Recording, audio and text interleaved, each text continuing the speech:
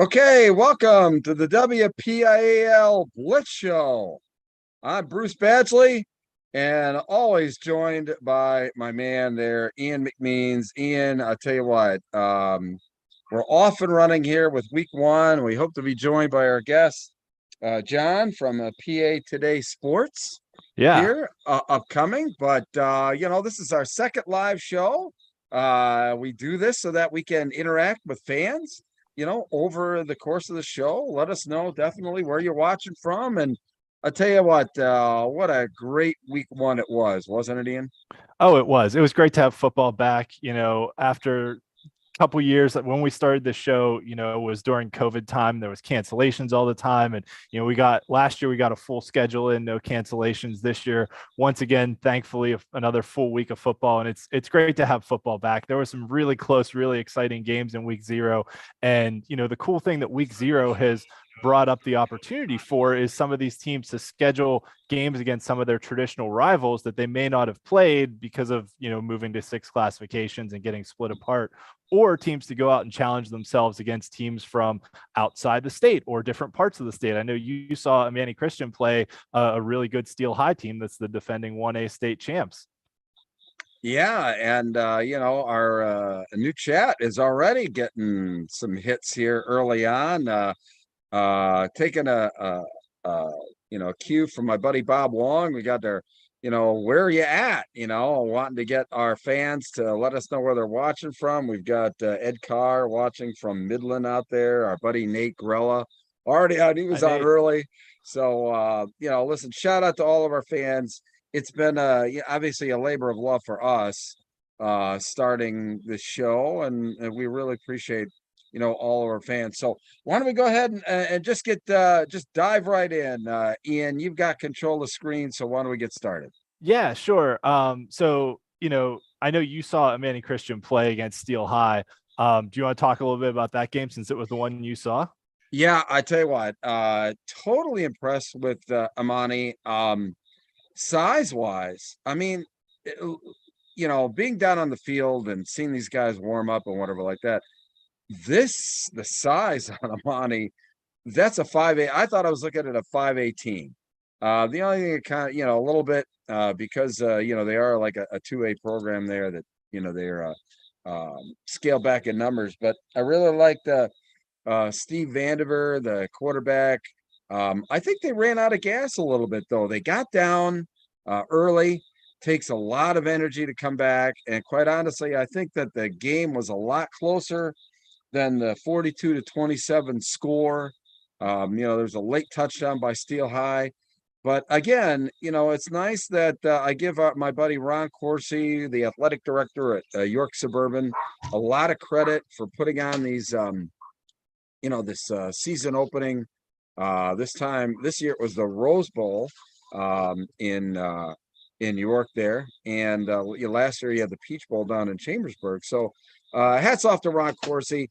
Great job. What a well-run event it was. The last game, York High and Harrisburg didn't get over until after midnight, and a little bit rough on me considering I had a 6:30 tea time on Sunday, so it just all kind of like blended into one. But still, in all, a lot of great football.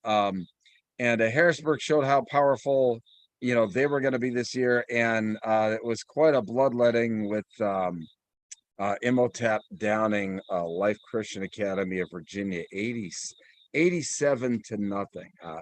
There were two things that I had never happened to me in covering football as long as I have. Number one, I've never seen a team score 80 points in a game. Well, that happened, and I've never been covering a game after midnight. So both of those accomplished, in one day. But a great event, and like I said, hats off to Ron Corsi, athletic director at York Suburban, for putting on such a great event. Yeah. And I know they've had a few WPIAL teams come out for that. Not only Manny this year, they had Woodland Hills last year. So pretty cool to bring teams from all across the state together to play each other. That's kind of what week zero has been able to bring us these last couple years, that we've had the opportunity to have these games. So we'll dive right in here. Welcome to the WPIAL Blitz Show. Obviously, you know how to find us on YouTube if you're watching live, or if you're watching later on. You obviously know what to search for.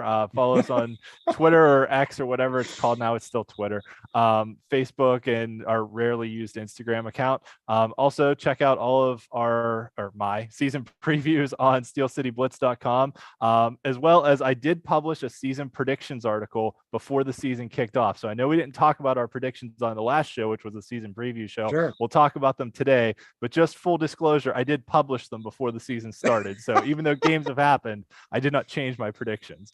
Yeah. So some key results here, from week 0 so far. The biggest eye opener, I think, Central Catholic downing Woodland Hills, and in really impressive fashion. We had interviewed their head coach, Ryan Lehmeyer, a few years ago on the show when he was the offensive coordinator at Seneca Valley, and he was formerly the offensive coordinator at Pine Richland. And wow, did they really open that offense up. Their quarterback, Peyton Weiner, threw for 5 touchdown passes against a really good Woodland Hills team. And then the other big win was Plum defeating Kiski, as we talked about on our season preview show. And if you're watching the show, probably know there was an unfortunate situation in Plum. There was a home explosion, actually took like 2 or 3 other houses with it. I think 7 or 8 people passed away, unfortunately. So, but that community's kind of, really rallied together. So them being able to come out and get a victory in their opening game was pretty big for the school, the town, the community, all that. So, best wishes to everyone out there in Plum. Our thoughts and prayers are with you guys.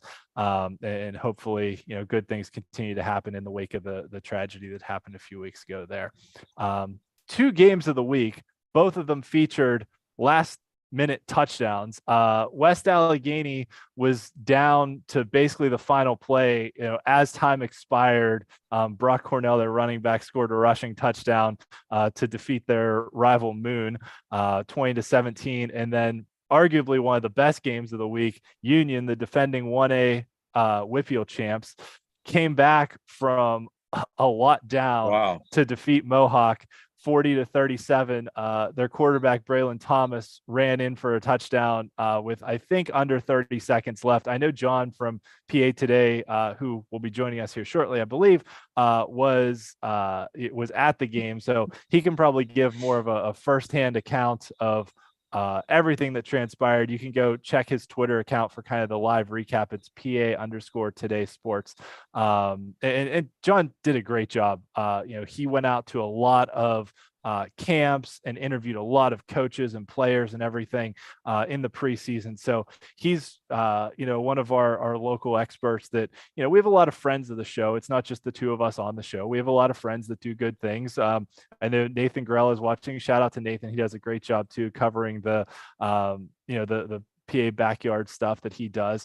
And so we've got a lot of friends. Dan Kingerski from KDKA Radio was on the show last year, and we'll give a shout out to him. They have a whole slate of games they're going to cover this year as well. Or sorry, not Dan Kingerski. Sorry, Dan Zangrelli. My bad. Dan Kingerski runs the Pittsburgh Sports Now sites, who got some friends over there too. But yeah, lots of people that are friends of the show here. Lots of people that are friends of the show, and you touched on it there too. One of the things that I think is important and is the whole idea of working together as media to cover high school sports. And that's what I really like, and love the opinions here. I don't get an opportunity. We pretty much kind of run parallel in following the games until we kind of meet up to talk about it here on the show, which I really like. I think it's great. I think it for me anyway, there wasn't one game that I had written down kind of as noteworthy games or whatever like that didn't appear on this list, with the exception of a couple ones that I had. Ligonier Valley, I mean, they're kind of like on my radar screen. Their win, they nice trying to get moving or whatever like that. And you had Elwood City on there. That so I'm glad you had that on there. Yeah. So a couple other notes. The Union game, Union didn't lead until that go-ahead touchdown with under 30 seconds left. So just an incredible comeback. Like, once again, a never count the Scotties out moment, which we saw all through last year. And in their big playoff run. The upset of the week, Gateway was one of the teams that we had talked about as being a top contender in 5A, with Brad Birch coming back at quarterback. And, they were here's John now. Oh, good. Great. That's awesome, because we were just talking about the Union game. So he can tell us about what he saw at the Union game. And here comes John from PA Today. Yes. You got me? Yes, we do. Got you. We got the voice. We don't have the mug shot yet. I'm sorry. I'm new to this, guys. It's all good, man. We were just singing your praises about how good you've done of going out and, going to a whole bunch of camps, and you were at a bunch of games this weekend. Oh, man. I appreciate that. Just talking about the Union game, actually. So if wow, that's a crazy one. Do you know how I can get my face on here? Start video, I think. That'd be good. Yeah, that'll there we go. It is. Oh. I'm sorry, boys. It's been a long time since college. I'm sorry about that. It's all good. I was on at 9:15. I'm like, man, I should have probably learned Zoom. So Not boys, a problem I apologize for being a little bit tardy on you guys. I apologize about that. Hey, no worries. Listen, that's the best part about the show is the spontaneity, right, Ian? Yeah, I mean, now that we're broadcasting live, anything can happen. In previous years we recorded it, and if we messed up, we were like, oh, we can edit that out. But now it's like, we're just going, and it's a good time. Yeah, I'm gonna mic myself up real quick because I was a little tardy. It's gonna sound a little bit better, but that's exactly what. When we did the previous show, that was on our mind as well. We were going to do it live, but it came down to when you talk for an hour and a half, it's tough. How long do you guys talk every week? So usually however long it takes. Yeah. However long it takes to get through the WPIAL? Yeah, pretty much. So yeah, we usually have a guest on, and you're obviously our guest today. Usually talk to our guests for 15-20 minutes because we know we want to be respectful of people's times, but we try and give equal weight to all 6 classifications because there's really good stories to tell that don't get told in some of the smaller classifications. So I'd say a general show is probably about an hour and a half in total that we do. Okay. Yeah. So John, what are some of the obviously Ian talked about the fact that you visited a lot of camps and what have you. From your perspective, what are some of the things that you're focusing on, in this WPIAL season from what you saw in the preseason? Okay. I actually love you asked that question because I started this platform back, I want to say November. I started this platform based around like the smaller schools, 1A, 2A, and City League. I didn't see enough coverage because no offense to anybody, but all the big coverage goes towards the 6A and 5A and even 4A games. There's really not a lot of exposure for 1A, 2A, and City Leagues. So that kind of was my niche. And it kind of just turned into all the schools. Because I won't lie, I did start this with the small schools and City League in mind. So that was the whole reason. Now, moving around camp week 0, I will say this. It was over 50, 60 schools I went to. Most of the coaches, some love it, but most of the coaches are just frustrated with the 4-day full padded. The 4-day, you only have full pads for 4 days. So a lot of coaches are affected by that. They think it's hard to implement, tackling drills in 4 days because you really don't want to tackle too much during the season. So that was something I was hearing a lot of. And that was just something I've seen a lot of. What do you guys want to talk about? Some good games? Yeah. Why don't you talk about the Union We'll talk game? about whatever you want to talk about. That's what I want to get into right now for okay. Yeah, go for it. So I wasn't on site at Union. I didn't make the drive. I did make the drive to Woodland Hills Friday night, but I did watch the full Union versus Mohawk game, and my goodness. I was tweeting all night, do not count Union out. Do not count Union out. Because if you remember during that playoff run last year, there was many times they were down 2 to 3 scores, and they would come out on top. Mohawk led the entire game until that last Union score. Mohawk had that game in the bag. It's just when you have a guy like Braylon Thomas, anything's possible, and he showed that. So that Union team, and you got Jamel Mitchell, Lucas Stanley coming in at quarterback. I mean, That's big. I mean, I think the Union team, it's scary to say, but I think they're right there. A lot of people saw them drop off a little. I don't see it. Mohawk's a tough 2A playoff team. Yeah. That's what a lot of people don't get. And that's one thing that I want to say real quick. As I traveled from 6A, 1A, City League, every classification is different. And it just really is. It's the play up front. And you could see it in that Mohawk game. Mohawk averaged about 300. Union averaged about 220. So there's a difference in between. And there's a lot of matchups that you saw, like Clareton versus Westinghouse, 2A versus 1A, Westinghouse 28-0. It's tough for those 1A teams to face those teams up front. What games were you guys intrigued by this week? Yeah, Ian, why don't you bring up the, we just had the slide on there. Oh, yeah. Ian's got all of his notables here, and we can talk on that. Why don't you bring the slide back up? I got some stuff right here. I just didn't want to take too much time. I wanted to have a conversation with you guys. Yeah, it's all good. So I noted some key results. I think obviously Central Catholic putting up the amount of points they did against Woodland Hills is certainly noteworthy with the way their offense is now expanded with Ryan Leemeyer as their head coach. Going from their traditional kind of run heavy approach to now being more pass oriented. Plum, obviously, with everything that happened in that community that we talked about a little bit on the show previously, just a big result for them to get a win. The Union game scoring at the end and West Allegheny scoring at the end to beat Moon were two probably the best, most exciting games of the week. Mount Lebanon with their new head coach Mike Colati coming in with pretty much a whole new roster of kids that not only with a new head coach, but they've lost pretty much everyone that was on that state championship team. Going out and beating Gateway the way they did was probably the upset of the week and was incredibly impressive. Couple of these I threw in just to kind of poke Bruce a little bit because Bruce is from the eastern part of the state. And Bruce is good friends with the guy. I'm from Reading. I mean, it's in the eastern side, but I mean, hey, he's still got to mess with you. Yeah, Bruce is good friends with the guys who do the Penn Live rankings, and for the second year in a row, I broadcast for Penn Live.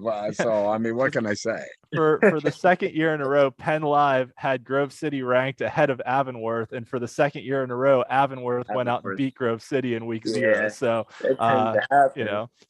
Central Valley going into Ohio and being a top-ranked Ohio school was really impressive. Let's elaborate on that because I had to get on the phone with the Warrior. So I got JJ Work on the line. I think it was the night after the game. I said, "My man, we got to go through this. What happened?"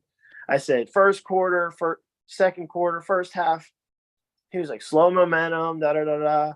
It was on it. He said it wasn't like we weren't like playing bad. He said we just got off to a slow start. It was just two good teams battling it out. He said there was never a point where they fell down. They were down 20-7 at halftime.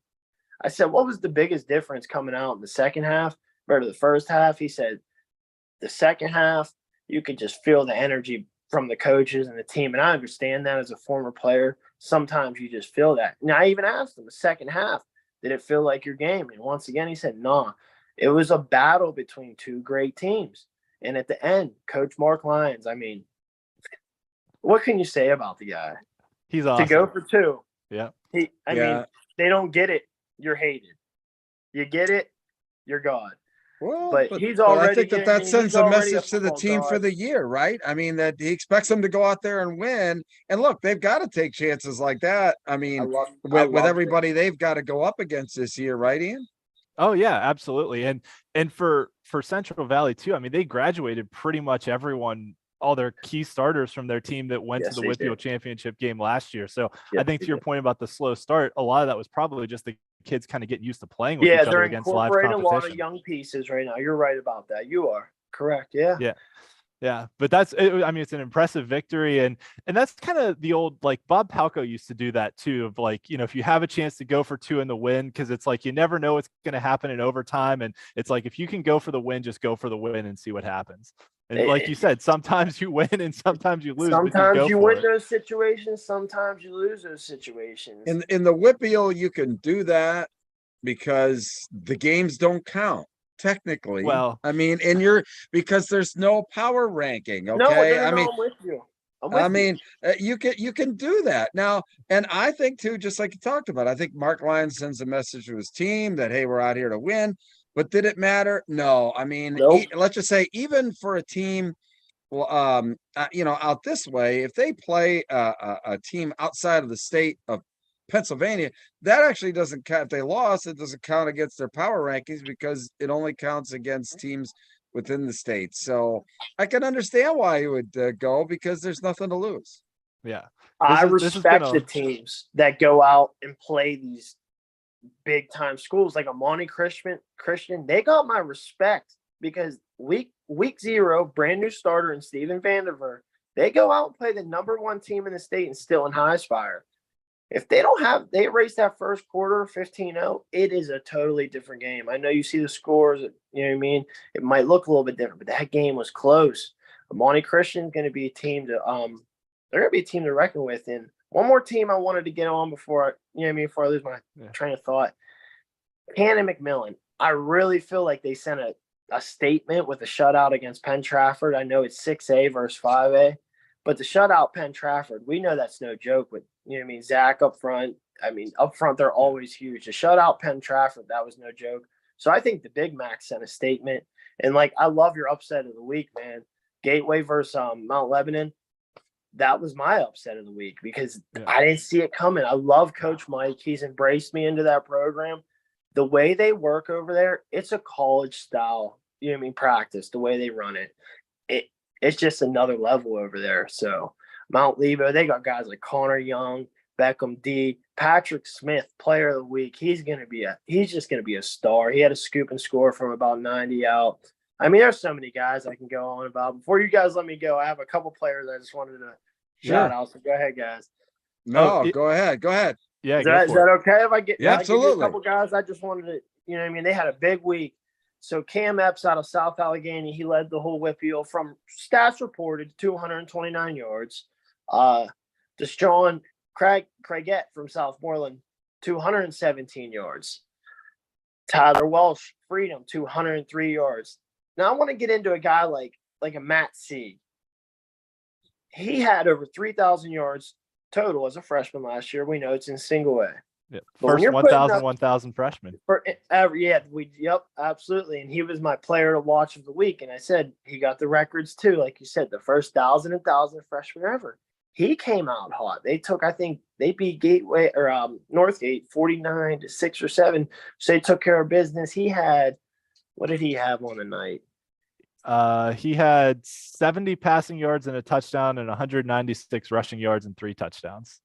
I actually had that queued up. You have that? Yeah. Here's the one. Yeah. I love that. I couldn't find them, but here's something I want to talk about. Quadir Streebling out of Sarah Catholic. 442 yards, 35 of 49. Yeah, passing, excuse me. And the receiver, he had Darion Washington for 180 yards. So those two lit it up. And then how about Van Conval's out of Walsh? First start ever. He was hurt last year. He had a knee injury, and he had a heck of a recovery. I was talking to him in the offseason. He was updating me like, hey, I'm 60%, 65%. Literally every day he was just biting at the bit. So he was just ready to get out there, and you could see it. He's a defensive player, too. I think he had 3 or 4 sacks on the day. So he threw for, 350 yards? I was at Woodland Hills to watch Peyton Wayner go 14 of 16. The ball barely touched the ground. And they were, you know what I mean? He had 1 interception. But that kid with Ryan Laymeyer in his ear as his coach, the sky's the limit. And before I get off that, with Central, they have 3 to 4 guys that can do the job at each position. And I mean, do the job at a high level. I'm not talking just fill in and come in and almost be at that same level as the starter. So that depth is going to be tough. And I'm excited to see what happens in 6A. So, yeah. Now, I tell you what, John, obviously, we seem to be kind of tracking along the same path here. Yes, obviously, we do. you and Ian with all of your stats and everything like that. It has been, a lot of fun having you on it. Ian, I think we're going to have John on, periodically throughout the year here, just as kind of a regular contributor. And, we'd love to have you back if you'd want to come back Yeah, man. sometime, Hey, John. man.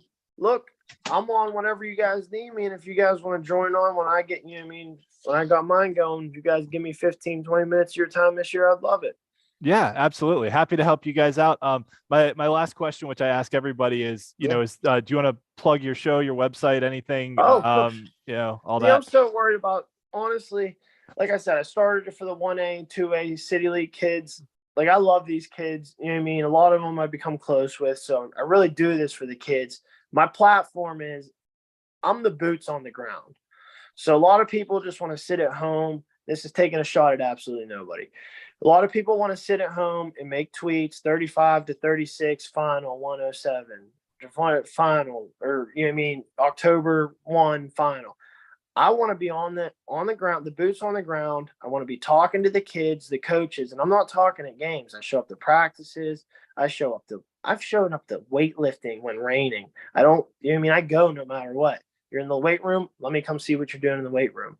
So I try to get in behind the scenes. I talk to coaches off the record, never put that stuff out there, but it gives me a great, insight on their program. So what we try to do at PA today is we try to get as much exposure on these kids in the WPIAL, and I always include the City League because when it comes to Western Pennsylvania, to me, the City League is Western Pennsylvania football. So I just try to include WPIAL players and City League players as much as I can to get them exposure to get to the next level because, as you guys know online, all it takes now is for one right person to see it. One right click can get you, an offer. So a platform like mine can help kids. I am trying to verge into District 10 a little bit and help those guys, but it's hard because I have a couple guys over in District 10 that help me, and JJ Wilson and Ken Moyer. But it's hard as one person. I'm trying to find people that I can get in districts that I can trust because I started this as WPIAL today, only covering WPIAL. I moved it to PA today because I just wanted to expand the brand. You know what I mean? It's just very hard. I'm the only one running the actual site. It's just me. So I just try to find like affiliates in other districts that can just send me in scores, stats, and, just trying to become a name, a household name in the Pennsylvania high school football platform scene. That's all. Yeah. It's been 8 months since I've been doing it. Yeah. And I feel like what you do complements really well what we do because, I'm kind of an amateur historian. So I talk a lot about on the show too, a lot about like, the history and sort of the big picture, high level. This is the story arc this team is on, but we tend to cover teams a lot more. And you do a really good job drilling down on individual players and highlighting like, hey, we interviewed this guy, so I feel like what we do complements each other really well because we're talking about like the story of the team and you're talking about this is this player, this is this player, this is this coach. You've got a lot more of that individuality. Yeah, I appreciate compliment. I really do, man. I've looked into your stuff. You're definitely a historian of the game, and that's what I mean. Because everybody always calls me a WPIAL encyclopedia. I did the show with those guys. They'd forget a name. I'd bring up their name, their stats, and I'd pass it right back. But that's kind of how you got to be if you want to. You want to run a show. You just got to know all the names. So I definitely respect it because I know how hard it is. I've worked so hard to know all these names and stats. So I definitely respect what you do, my man. Thanks. And thanks for coming on. We appreciate the time tonight. Absolutely. All right, John. You guys. Thank you. Thank you, sir, so much for having me tonight, guys. Have a great rest of your show. Yeah, we'll definitely have you back if you want to come back sometime. Sure. All right. I'll be back whenever you guys need me, my man. All right. Thanks a lot. Thanks Just go ahead John. and exit out there, John. Yes, sir. Have a great night, gentlemen. All right. Take care. We'll see you. Yes, sir. All right. Wow. John, I tell you what, you just hear the passion in his voice. Yeah. And that's what I think all of the players and coaches really, get is the fact that, that he has passion for it and he's doing things the right way. Oh, absolutely. And the amount of work he's put in as one guy is incredible. Like, I was following their Twitter account for a while, which is PA_Today Sports. And like the amount of content they were putting out in the preseason, I was like, this has to be a team of people, because, he was at like, 4 or 5 different practices in a day, posting interviews of, I interviewed this player, I interviewed this coach, here's 2 minutes with this guy, here's 3 minutes with this guy. And I was like, this has to be a team of people. It can't just be one guy. The amount of time and work he's put in is outstanding. So props to you, John. Thanks so much for joining us. We really appreciate it. I did want to get back to just a couple other results from this past week. Didn't get to talk about it with John on the show, but one thing we talked about on our preview show was how not all wins are the same, and not every team has the same definition of success, right? Last year, Elwood City snapped that long losing streak that they had. They only won 2 games, but they were both incredibly meaningful games. That one snapped their overall losing streak, and one snapped their conference losing streak. Both were 20 plus games, I think, dated back to 2018. This year they come out and win a close game in week 1, and I think that even though it's a 1-point win against Brentwood, says a lot about how far their programs come, that like they didn't fold when things got tough and in crunch time when they had to come up with plays at the end of the game to win. Like Elwood City came up with winning plays to win the game, right? That, I think that says a lot for how far they've come from that long losing streak in a 2-win season last year. And now to be able to win a close game, to win their first game of the year. I mean, it's they must be like dancing in the streets there in Elwood City, winning an opening game, being undefeated, Yeah. Yep. Knock won just 1 game last year. We talked a little bit about them in the preview show, that they won 1 game, but I think 4 or 5 out of their 9 losses were by less than 10 points. So like they were really close. And now we see that result flip, right? They win a game by 7 points. So that was, noteworthy to me. And then Carleton and Waynesburg both snapped losing streaks that dated back to 2021. So we'll talk about them in a minute too. But I think that's noteworthy just because anytime you go winless for a whole year, you come out and win your first game the next year is definitely a noteworthy result. Absolutely. Absolutely right. What it does do is it sets the momentum for the rest of the season. Yep. Yeah, it's a tone setting victory. You're absolutely right. So, John talked a little bit about that Union game. So our player of the week this week, which is brought to us by Go MVB this year, is Braylon Thomas, the quarterback from Union, who had over 300 yards of total offense, 191 passing yards and 3 touchdowns, 121 rushing yards and 2 touchdowns. And we have some highlights here. Thanks to Braylon for getting them up on his huddle page already. Wow. So this was with about 2 minutes left. Union was trailing, and Braylon is obviously at quarterback and takes the snap, goes around the end, makes a beautiful cut here to get into the end zone. So you can see there was 2:47 left. And now with less than a minute left, they had to convert. This was 4th and 7. They had to convert to keep their hopes alive, which he does. Then a few plays later, from 8 yards out, just right up the gut for the win.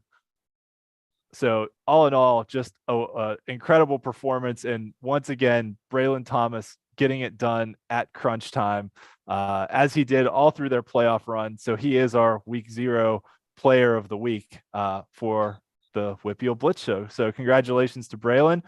Some of our other top performers, John mentioned a lot of these guys in the opening.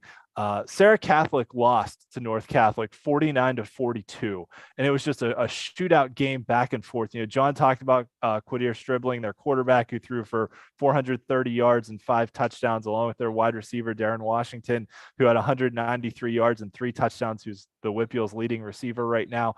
A lot of great performances. Jack Fennell from North Catholic in that game had 3 rushing touchdowns and a pick 6. So just a lot of points all around between a 4A North Catholic school and a really good 2A Sarah Catholic school. And I think we've pretty much covered all the rest of these guys as well with our top performers. So also congratulations, 13 new head coaches got their first victories at their respective schools. So obviously guys like Mike Colati won a lot of games at Elizabeth Forward, but first win at Mount Lebanon. So congratulations to him. Congratulations to all these guys getting their first wins as head coaches at their new schools that they're at this year. That's got to be, the best thing in the world, when you're coming in. I mean, look, the teams change coaches for reasons, okay? And the reasons typically are that, they're trying to turn the program around. So a coach coming in, winning his first game, I mean, wow, sure making the school board look good, huh? Yep. And for a variety of reasons, like you said, sometimes like with Central Catholic, it was a longtime head Sure. coach that retired. With some other schools, yeah, you're Bentworths, Baldwins, South Alleghenies of the world that didn't have a lot of success. Having new head coaches come in and win their opening game is definitely noteworthy. Yeah. And yeah, a step towards turning their respective programs around. So I mentioned the streaks before. I know you love the streak watch here. So only 2 WPIAL teams won state titles last year. So there's only 2 of them that had lengthy winning streaks coming into this year. So Pine Richland lost. Oop, that shouldn't be to Gateway. That's the wrong. Sorry, ignore that. Pine Richland lost to Pickerington North out of Ohio. That's a typo on my part. Bell Vernon didn't play. The other ones are all right though on the losing streak side. That we saw Carlington and Waynesburg snap their losing we were talking streak, about that at the Bishop McDevitt game. The fact that McDevitt had the longest winning streak in the state, and whether or not whether that mattered if they lost to an out-of-state team. I mean, that's the same thing with Pine Richland, like active winning streak for Pennsylvania, maybe, you can put that caveat in there. We were actually talking about that on the broadcast, but I actually have, this won't surprise you at all because I'm like Mr. Spreadsheet, but I also have active winning streaks against WPIAL teams, which we may transition to that as we get into the regular season too. All right. So I'm sure that'll be up sometime this year. Yes. So talking about scheduling as we now move forward, we're into week 1 coming up now. Week 0 happened. So as as we've talked about on the show, all games from here on out are scheduled by the WPIAL with just a few small exceptions. So yeah, every game is scheduled by the WPIAL, unlike out your way in District 3, where teams have options to schedule non-conference games against whoever they want. But conference play does begin in 6A this week. Conference play will begin in other classifications in following weeks till we get to about the mid-season point when every team is in the midst of conference play. So looking forward to some big games this week. The only conference game of the week, which is the only game that will count towards playoff qualification, is Cannon-McMillan taking on North Allegheny in 6A. As John mentioned earlier, Canon-Mac's definitely a program on the rise. They've got a really good quarterback in Mike Evans, along with some other good players, Caden Singleton and a couple others. Zach Welsh, the running back. But yeah, they've got some good guys on that Canon-Mac team, and they were a team last year that started hot and then kind of tailed off with some injuries, but played North Allegheny to a really close 7-0 result in the playoffs. So this is definitely a game that Canon-Mac could make a statement, although North Allegheny being the defending 6A WPIAL champs with a lot of players back from that team is definitely out to continue their run as well. Probably the most noteworthy game is Aliquippa opening their brand new stadium, which is just awesome for that community and the program and the team and everyone there. So they're playing Armstrong, another quality 4A opponent. Bell Vernon, the defending 3A state champs, take on Laurel Highlands, who's a pretty solid 4A program that they used to be conference opponents till Bell Vernon moved down. So a nice little continuation of that Route 51 rivalry there. Game between 1A, Bishop Canavan and Greensburg Central Catholic, that they were 2 of the top 3 seeds in the 1A playoffs last year. Obviously, Union was the one that came out on top winning the championship, but 2 very strong 1A programs there. Gateway and Woodland Hills, 2 5A programs looking to get back on the right track after both losing their opening games against 6A opponents. Penn Trafford and McKeesport, another old rivalry from the old, Quad A East Conference that we used to have back in the 4 classification era. Stowe Rocks taking on Steel Valley in a battle of teams that are typically 2A powerhouses. Steel Valley's got a really good team, but neither of them played a game last week. Both of them scrimmaged, so this will be the first time we see both of them. West Allegheny and South Fayette, neighboring schools, kind of rivals, so that'll be fun. And then Saturday we got Rochester against Olsh, two teams that used to be conference rivals but now got split apart in 1A into different conferences, but have a long history of playing each other. They've played a lot in the playoffs, met for a WPIAL championship game, so no love lost between those two schools. Yeah, I think that Gateway Woodland Hills, it like I said, it doesn't matter in the standings for postseason, but I think mentally, obviously there's going to be a winner there, but both of those teams really taking it on the chin week 0. This could be a real, I think the loser kind of goes the wrong way this season. I think it could set them back, but then again, Pine Richland was under 500 pretty late in the season and ended up winning the 5A championship, so what do I know? But yeah, I think Pine Richland started 2-3 last year before they made that quarterback change, and then got hot. So it's all about getting hot at the right time and finding what works. But still, that's going to be very important, Yep. So the other thing we mentioned earlier in the show is we've got a lot of friends of the show, right? So last year, at the end of the year, we were lucky enough to have Dan Zingarelli on from KDKA Radio. He broadcast all of the WPIAL championship games. He did all the state championship games. This year, KDKA is broadcasting one game every week, and they've on the radio. So they've got the full crew going, really professional type broadcast. And Dan also does like Pirates broadcast. So like he's a professional broadcaster, obviously. But we want to give a shout out to them as friends of the show. They're broadcasting the Armstrong Aliquippa game. And then my buddy Brian Morozak down from WMBS in Uniontown. They'll have all the Laurel Highlands games this year. So I do a weekly spot on their pregame show. Nice. It's like a 10 to 15 minute kind of call-in thing. So thank you, Brian and WMBS, for continuing to have me on for a few years now. Friends of the show we want to give shout outs to. Well, look, while I've got you on here and we're talking about media and what have you, and I don't know what is beyond in the slides here after this one and that, but looks like we're about halfway through the show. Truth be told, I mean, I've done state championship games for NFHS Network for a few years. And now NFHS Network now has basically, won the rights to the WPIAL championship this year, for streaming and what have you. And, rather on free TV, it is a, subscription, which quite honestly, I think the subscription is actually a good deal, only because if you buy the subscription during the WPIAL championships, you still get the membership all the way through the state championships too. But NFHS now, there's a new sheriff in town for the WPIAL broadcasts. Any thoughts, Ian? I mean, that lightning bolt just came out of left field since you're the one that wanted to talk about media. Yeah.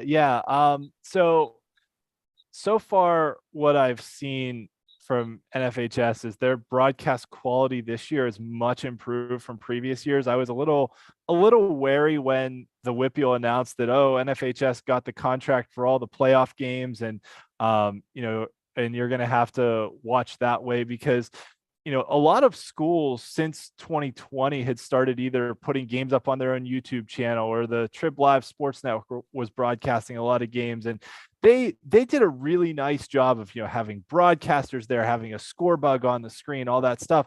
Some of the NFHS broadcasts I saw in previous years were, the quality was bad. It was laggy. It was, it wouldn't load. Sometimes it was just like a camera that was set up that panned back and forth, and there was no score bug. There was no commentators.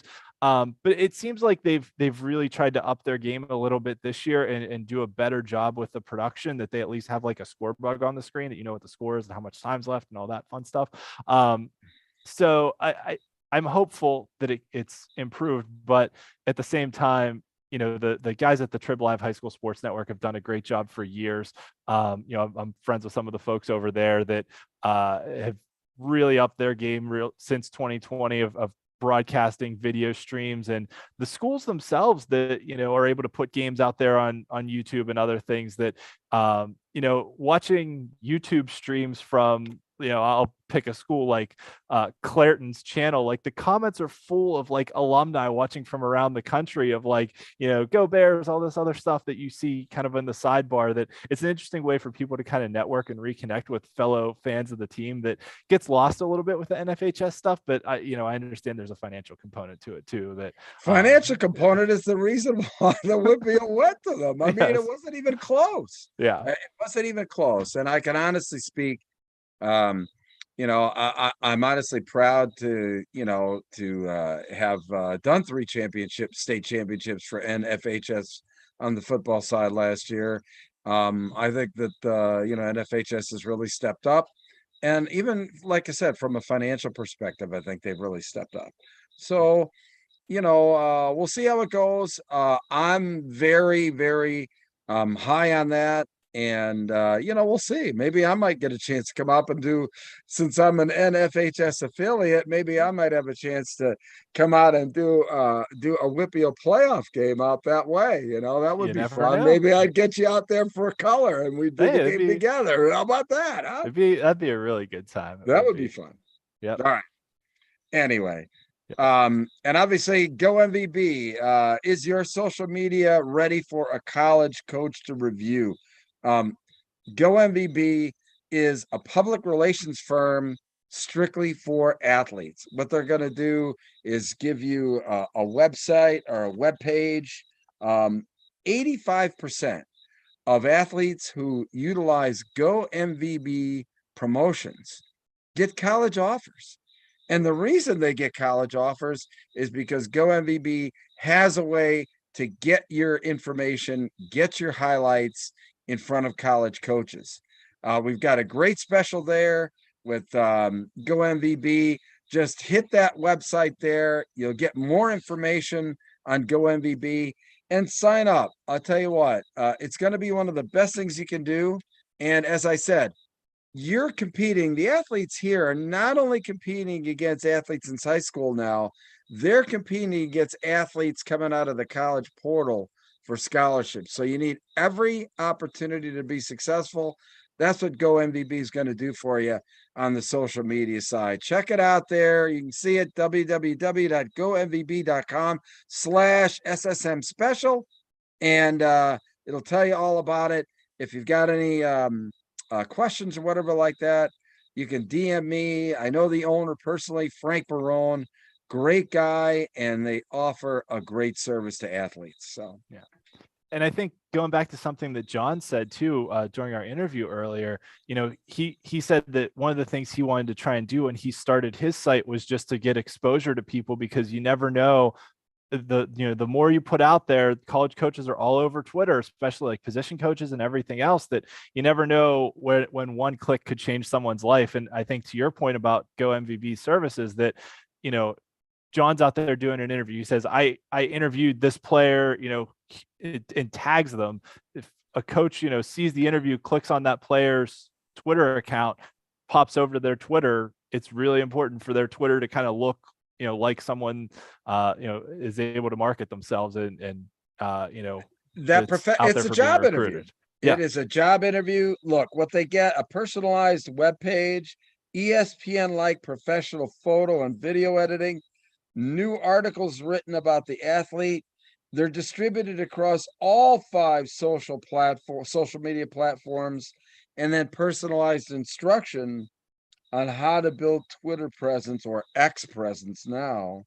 And we'll call it Twitter still. Yeah, we'll still call it Twitter. So yeah. But look, I'm sold on Go MVB. I'm so very proud that they're associated with the show. So GoMVB.com/SSM special. Yep.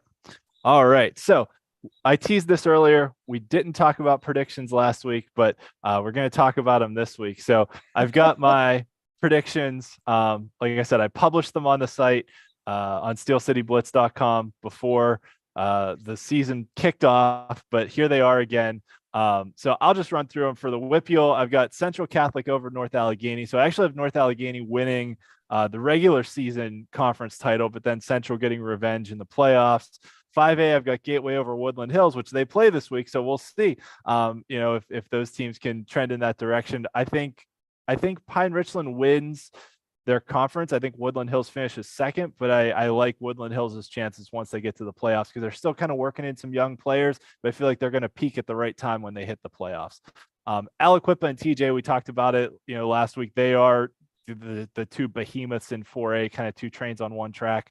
And I just hope they play in the championship game and neither of them gets upset because that would be an absolute, like, as much as we wanted to see Aliquippa Bishop McDevitt part 3, I want to see Aliquippa TJ happen first, because that would just be a great game between two really, really good teams. Bell Vernon, I think, is head and shoulders above everyone else in 3A. I think the question is kind of who plays them. West Mifflin, kind of a sleeper underdog pick there to make the championship game, but I'm going with it. Steel Valley and Beaver Falls met in the championship game last year. Beaver Falls has made the 2A championship every year since they moved down to 2A in 2020, so I'm not picking against them, but I think Steel Valley is once again just better.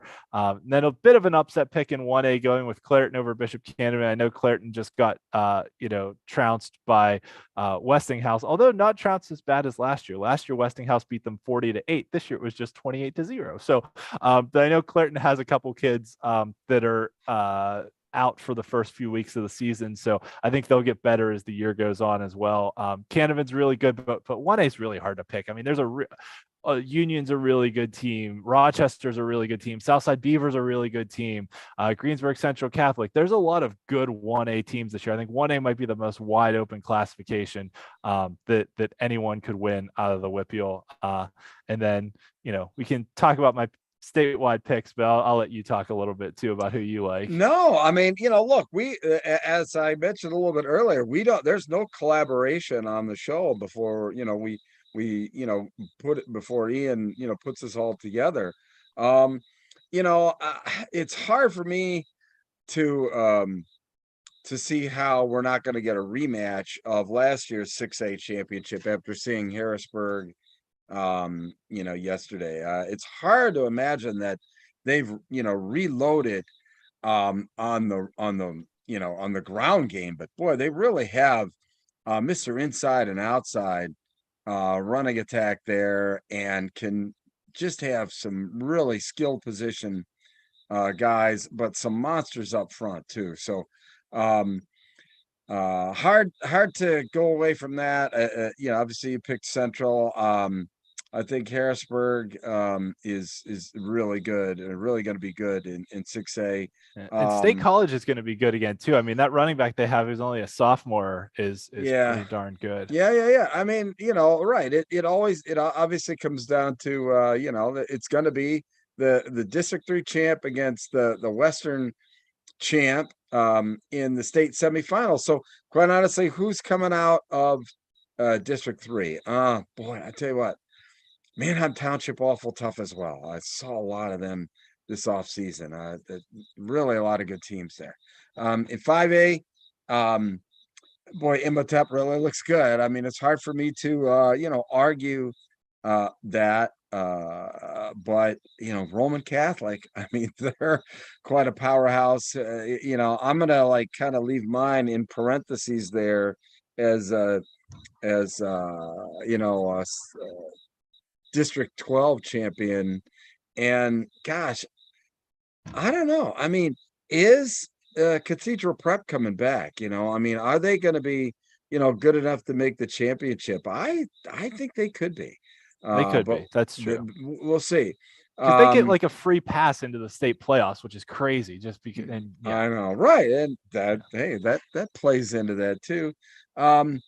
Aliquippa, man, it's hard to imagine they won't be coming out, but maybe Mark Lyons is going to pull a rabbit out of his hat. You never know. And I really like, man, I tell you what, 4A, always a crapshoot. I think Allentown Central Catholic could be and Jersey Shore are really going to be tough. But Manheim Central might do it this time around. They lost to Bishop McDevitt pretty handily in the District 3 championship game last year, but they really have a good team. Bell Vernon over Weil, hey, that's as good as any. Southern Columbia over Farrell. I like Amani. I mean, from what I saw, I think Amani could really do some damage, and Steel High over Clareton. I don't think Clareton's going to make it, but certainly Steel High will. Really That's hard my from. WPIAL bias. I know. I've followed the WPIAL for so long. Like there's two things I abide by when I make predictions. One is never pick against Aliquippa, and two is never pick against Clareton. Just Mhm. because I've seen them do it so many times that I just can't bring myself to pick against them. So, Well, if you keep picking them long enough, eventually they will win. So, but yeah, I think Steel High for sure. Who they're going to play? Well, I really think that's a crapshoot. I mean, you still could get somebody. I think from up in maybe District 9 or 10, which obviously we'll see what pans out there. But I'm having a tough time figuring it's Yeah. going to be And Clareton. honestly, like Bishop Canavan might be good enough to make it to the state championship game if they can win the WPIALs. Like they're like I said, the WPIAL's so wide open. This was the hardest one for me to pick, but ultimately it came down to never pick against Clareton. So and my bold prediction is that Southmoreland wins their first playoff game in school history. So All right. Well, the last couple of years, my bold prediction has been like somebody snaps a long playoff drought. But this year it's going to be that Southmoreland will win their first playoff game in school history. So we'll see.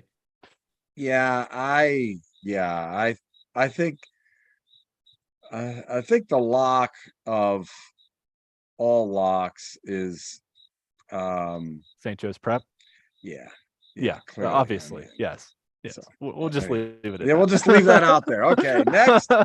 People can see what I wrote. Okay. So one other thing that we're going to feature this year, our friends at PA Football History were able to find some stories from WPIAL history. So since this is sort of the opening show of the season, we did our season preview show, but wanted to look back at some preseason rankings from years past in the WPIAL, and then how they translated into what actually happened. So these are all rankings from the Post Gazette over time. So looking back, I like even numbers. So 10 years, 20 years, so on and so forth. 10 years ago was 2013. We were still in the 4 classification era. And interestingly enough here, you may note that none of the top ranked teams going into the season wound up winning WPIAL championships. My alma mater, North Catholic, won their first and only WPIAL championship in school history that year. So Wow. big year for them. But everyone who wound up winning a championship here was ranked in the top 5 heading into the season, but the 4 champions were not ranked in the preseason number ones by the Post Gazette back in 2013. Similarly, in 2003, the 4 WPIAL champions were also not the number 1 teams. In quad A and single A, the eventual WPIAL champs were not even ranked in the top 5 heading into the season. So, looking back 20 years to 2003, which actually would have been my senior year of high school, because I graduated high school in spring of 2004. So the fall of 2003 would have been my senior year of high school. That Springdale team pulled multiple upsets in the playoffs. But it is interesting looking back, 10 years ago, Woodland Hills was ranked number 1 in quad A. Central Catholic won the championship, right? 20 years ago, Woodland Hills was ranked number 1 in quad A. Central Catholic won the championship. Aliquippa winning in double A. So Stowe Rock's making a championship game, but not winning. That's a, kind of mark of their history. But, then we go back 30 years to 1993. So I wasn't able to find quad A and single A, the preseason rankings, but once again, this is the first time actually we see that a preseason number 1 wound up winning the title. I think Blackhawk was the defending champs and was just absolutely loaded. But once again, we've got more of the same usual suspects, right? We see Thomas Jefferson ranked, we see Washington ranked, we see Aliquippa ranked. So these are the schools that have just been perennially good. It is worth noting West Green making the championship game here in single A was the last time a team from the Tri-County South made a WPIAL championship game. And as we go even further back, 40 years ago to 1983, this is an interesting tidbit of WPIAL history, right? So in 1980 was when the state split into 4 classifications from 3. And 80 and 81, they played as 4 classifications. And the WPIAL realized after 1981, they were like, we've got these gigantic schools in Quad A playing these schools that are like barely big enough to be Quad A.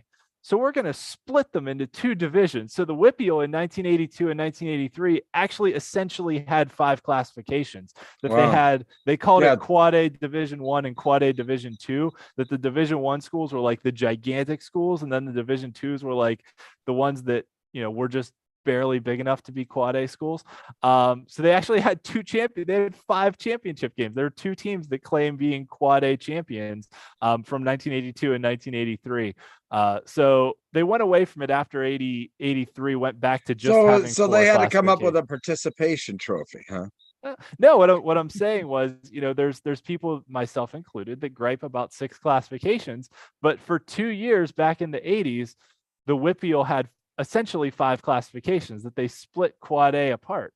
But this was before the state championships happened. And, once the state championships came around in the mid 80s, that kind of forced the WPIAL to consolidate back down into the, just 4 classifications. Wow. Interesting. Yep. Interesting stuff. Once again, a lot of the usual suspects. Some other things you do start to see here, though. Some teams that haven't been good for a while used to be pretty darn good. Ringgold, Fox Chapel, Ambridge, Beth Center, Fraser, Western Beaver, a lot of those teams that, I guess Western Beaver's been like make the playoffs, but maybe win a playoff game, maybe not. But, sure. A lot of these teams that have, some strong history when you look back, 40 years. And then going all the way back, WPIAL championships began in 1914. So 1913 was kind of a free-for-all chaos. Oh, yeah, I remember that one. Yeah. People tell me that all the time. Yeah. But it's always interesting to kind of look back historically at who won championships. And, overtime didn't come into vogue until much later. So you see some of these where you had co-champions like 1953, Denora and Harbrack, neither of which are schools anymore. Denora merged into Ringgold and Harbrack merged into Highlands, but they played a championship game and tied. So there was no overtime, so they were just co-champions. Oh, we tied 13-13. We're both champions. It was just how it was. Some of these other schools, I think 1973 is noteworthy because it was the last year of the Pittsburgh Catholic League. Wow. In 1974, the Pittsburgh Catholic League merged with the WPIAL. So the schools like your North Catholic, your Central Catholic, what was South Hills Catholic and became Seton LaSalle, Mon Valley Catholic, which became Sarah Catholic, were playing in their own league previously, kind of like the Philadelphia Catholic League, but that all changed in 1974 when they merged together. And one of the other interesting notes was, way back in the day, the WPIAL, they had like a point system, basically almost like your power rankings. It was a point system to determine the champions. And if there was a team that had the most points of everyone, they were just declared the champion. They only played a championship game if 2 teams were tied with the same amount of points, and then they would play a game to see who was the champion. But otherwise, they would just declare this team is the champion because they have the most points from the formula. My. So, but hey, 1923, how are you going to do it, right? So some interesting look backs. Thanks to our friends at PA Football History for these notes, and we may throw a few of these in throughout the season as well. I hope we have one every week. I mean, I'm hoping. Stuff. I'm actually thinking that like maybe each week we'll try and tell the story of like one season, right? So I have, whatever it is, 10 years, 20 years, 30 years, so on and so forth, that each week we can kind of tell the story of one season. Maybe next week we take a look back at 1914. Okay. I mean, or whatever, or let's start with 1923, whatever it is. But yeah, it's fun to look back at where we were, 100 years ago when Washington was declared the champion. So, well, I think I wouldn't want to go pre-face mask. Okay. I mean, I'm just saying. I'll see what I'm able to find out. Okay, I have all some right. friends who are historians as I well. know, So I understand that. yeah. Okay, But all right. thanks to our friends for that. And speaking of friends, you can check out our affiliate podcast, the Steel City Blitz podcast, which is my Steelers podcast that I'm also on.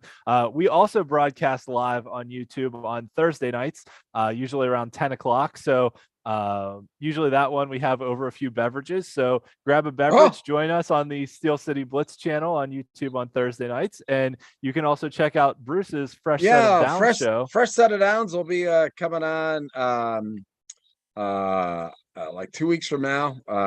And yeah, we'll basically putting the cast together and a location, and we'll have some announcements of that in the coming weeks. But yeah, that's all about Eastern football, and then people don't have to kind of roll their eyes back in their head when they talk about power rankings here on the WPIAL Blitz show. So. Those are coming next week, Nathan. I know you are looking forward to the power rankings. So next week we'll have those.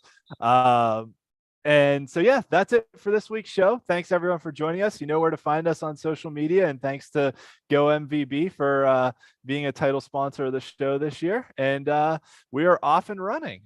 Yeah, we are off and running, and I'll tell you what, we had some nice chat this week. Nathan Grella hanging in with us there. Nathan giving us a couple of comments that he thinks State College is going to beat Central Catholic for the Western championship, and would likely play then whoever's going to win District 3. And so yeah, thanks Ed Carr with some nice comments as well.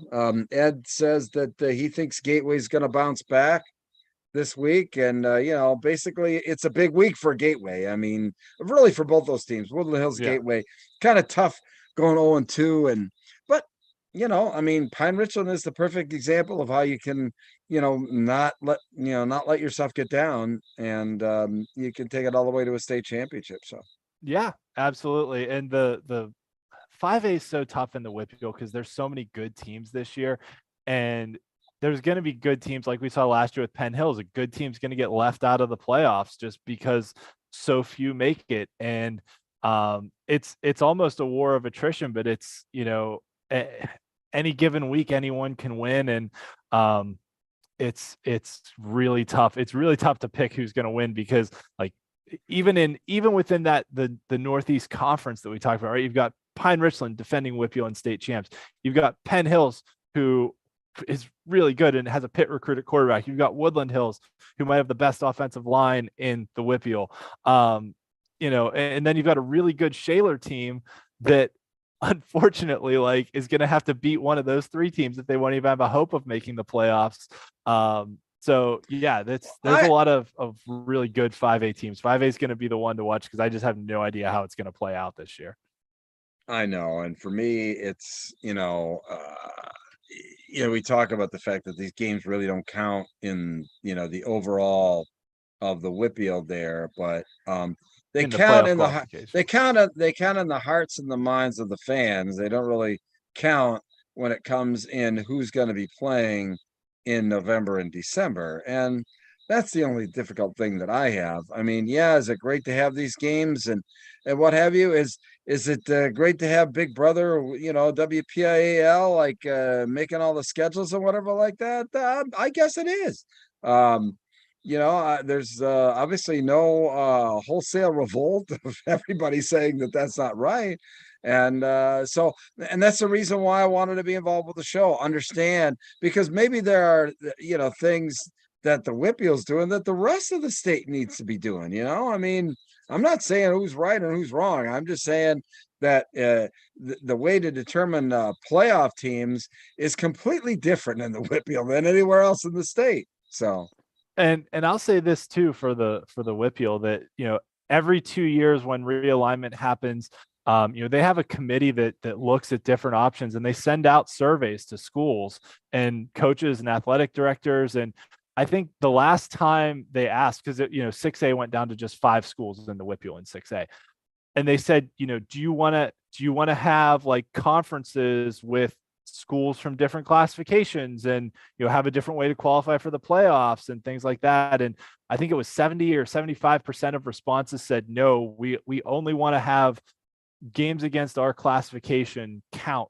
towards playoff qualification. And we only want to be in conferences with schools in our classification. And so when you get that kind of feedback from your schools, they're doing, what the schools ask them to do. So, on a statewide level, it is different, but, you're also kind of beholden to your constituency and doing, what the schools want them to do. So, we'll see. I never hear a WPIL school say that they can't get anybody to play them because the WPIAL basically makes them play. And that's the thing that I think is the best part about it, is the fact that, the WPIAL makes them play them, but if you're going to make them play them, have it count for something, not have it be a beauty contest.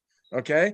I mean, the reason why in the other parts of the state that teams have difficulty, filling out a schedule is because nobody wants to play them for one particular reason or another, because of the power rankings. If they lose to a lower class team, it's suicide. If a team is way too good, then it's just another loss on the schedule. So look, there's pros and cons, and that's what's good about football, is that there's always these little quirks that go on in schedules and who you're playing and making, the playoffs and determining playoff teams. That's why they let us have shows why there's shows like this, because there's so many quirky things that go on in football across Pennsylvania. What do you think, Ian? Oh, absolutely. Yeah. And it's good to be able to, kind of bounce things off each other. And, last year, and I'll probably do it again this year, but last year I kind of took the District 3 power rankings formula and I applied it to the 5A teams for a couple of weeks during the year to be like, if there were power rankings, here's how they'd be set up. Here's how the teams would be ranked. And I think if I recall correctly, I think like 6 or 7 of the 8 teams that made the playoffs would have made it anyways with the power rankings formula. So I don't think there's a huge difference. It's just kind of in those margins of like maybe 1 or 2 teams are different. Well, I think it's mentally. I think it's more of a mental thing for the teams and how they use it to gain, momentum in going into the regular season. The other thing, though, I'll say that, remember when we talked with Dr. John Ladon, head coach of Pine Richland last year, and asked him about the quarterback change that they made when they started the season 2 and 3, he said, well, we had a Fox Chapel team that wasn't very good. They went winless last year, so they weren't very good. He said, we had a Fox Chapel team that wasn't very good. We thought we could beat them kind of regardless of who was quarterback. And after that, we had 2 non-conference games in a row. So we kind of saw this as like a 3-game window to try it out and see what happens. And then because it didn't count. Right, exactly. But that it gives teams that opportunity to try different things, right? That's like, oh, we can make a midseason quarterback change because there's games that don't count towards making the playoffs, right? And what did they do? Not only did they beat Fox Chapel, who were those next 2 games against? They went and beat Central Catholic and North Allegheny, who played for the 6A championship. And it's like, holy cow, wow, they're really good with, with this quarterback change. So, which, they went out and did that. And then it was like an eye opener. It's like, oh, this team has a lot of potential now to potentially, and they carried it through and were state champions. So that is the other thing that you're right. They're confidence building games too, that, you can try things in those games that you probably wouldn't normally try in a conference game because of the stakes mattering a lot more for playoff qualification. But they're like preseason games in professional football. I mean, it just, but anyway. All right, listen, man, great show. We'll have obviously some great games this week, and we'll be back once again Monday night around 9:15. I mean, we're plus or minus 15 minutes, right? Yeah. Monday night's Labor Day, so we might want to do a different day. Yeah, right. We might want to. Check Twitter or whatever like that. Yeah, and I got a lot going on there next week though. So we really didn't decide. And that was really why fresh set of downs. We were just going to come back.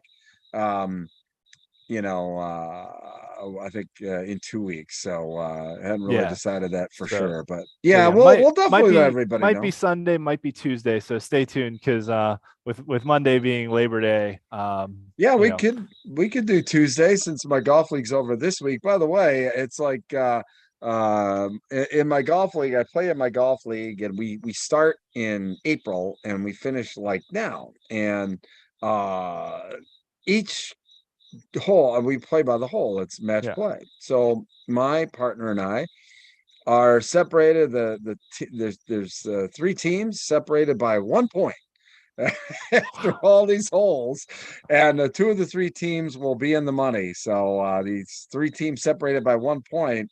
One chair, somebody's going to go home empty-handed. So it should be a lot of fun for me. At least tomorrow night, anyways. yeah. Well, best of luck to you on the golf course. Hit them straight. That's what matters. That's right. And Straight, we'll see you. Straight is better than long. That's right. Exactly. Yeah. But anyway, listen, we'll be back next week in a time to be determined. Thanks, Ian, for a great show once again. And thank you, fans. Really appreciate all of your chats. And tell your friends about the show. We think it's the best podcast here in the state of Pennsylvania for football. So for Ian McMeans, I'm Bruce Badgley. Hey, see you next week, gang.